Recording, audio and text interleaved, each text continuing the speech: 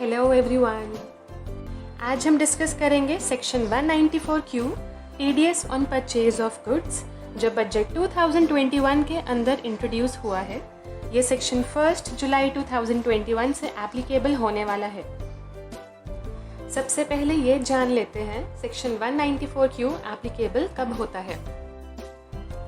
अगर आप बायर हैं, आपने गुड्स परचेज किए हैं रेजिडेंट सेलर से, गुड्स की वैल्यू 50 लाख से ऊपर है during the current financial year और आपकी टर्नओवर 10 करोड़ से एक्सीड करती है इन प्रीसीडिंग फाइनेंशियल ईयर यानी कि 2020-21 में, इन सभी केसेस में सेक्शन 194Q एप्लीकेबल हो जाता है, यानी कि बायर को टीडीएस डिडक्ट करके सेलर को पेमेंट करनी होगी।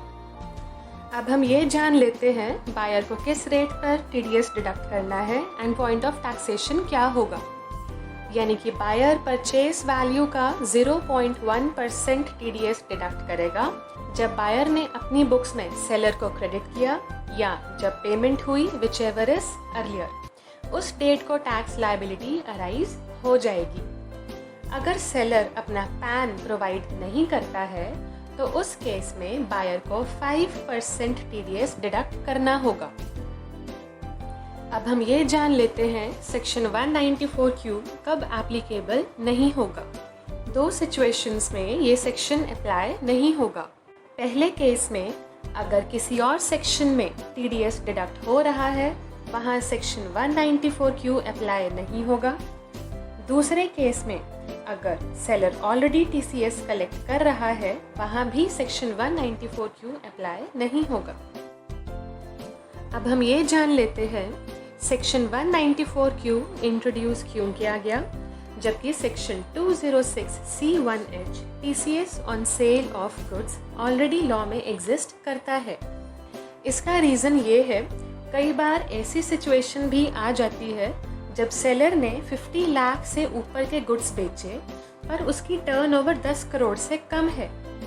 इस केस में सेलर पर टीसीएस कलेक्ट करने की लायबिलिटी नहीं आती है। इस सिचुएशन को हैंडल करने के लिए गवर्नमेंट ने सिमिलर प्रोविजन टीडीएस के अंदर इंट्रोड्यूस किया है। अगर बायर पर सेक्शन 194Q एप्लीकेबल हो रहा है एंड सेलर पर section 206C1H TCS on sale of goods applicable हो रहा है, अगर दोनों में कॉन्फ्लिक्ट हो रहा है तो सेक्शन 194Q ओवरराइड करेगा सेक्शन 206C1H को, यानी कि सेलर टीसीएस कलेक्ट नहीं करेगा। चलिए कुछ एग्जाम्पल्स के थ्रू सेक्शन 194Q को थोड़ा और समझते हैं।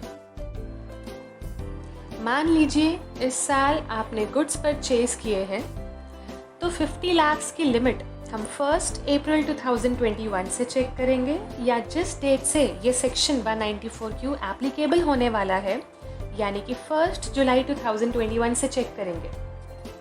इसका आंसर है 50 लाख की लिमिट 1 अप्रैल 2021 से चेक करेंगे, 1 जुलाई 2021 से नहीं, क्योंकि एक्ट में क्लियरली प्रीवियस ईयर मेंशन किया गया है।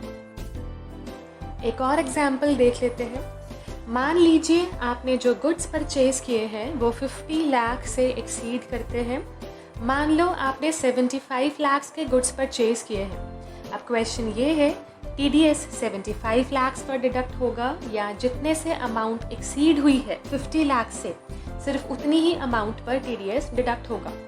इसका आंसर है टीडीएस डिडक्ट होगा 25 लाख पर, यानी कि 50 लाख से ऊपर की अमाउंट पर टीडीएस डिडक्ट होगा।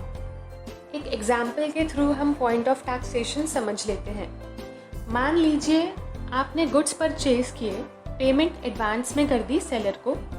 मान लो 30 मई 2021 को एडवांस में पेमेंट कर दी, यानी कि सेक्शन 194Q एप्लीकेबल होने से पहले, एंड आपको इनवॉइस रिसीव हुआ 2 जुलाई 2021 को, यानी कि सेक्शन 194Q एप्लीकेबल होने के बाद।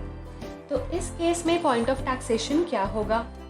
डेफिनेशन में जैसे आपने अभी देखा है, पॉइंट ऑफ टैक्सेशन अराइज हो जाएगा जब बायर अपनी बुक्स में सेलर को क्रेडिट करे, इस केस में 2 जुलाई है, या जब पेमेंट करे विच एवर इज अर्लियर, इस केस में जो कि 30 मई है, तो पॉइंट ऑफ टैक्सेशन 30 मई 2021 होगा।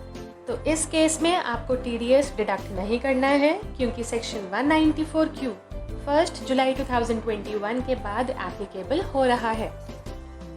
मुझे उम्मीद है आपको सेक्शन 194Q क्लियर हो गया है। Thank you. Stay home, stay safe, take care.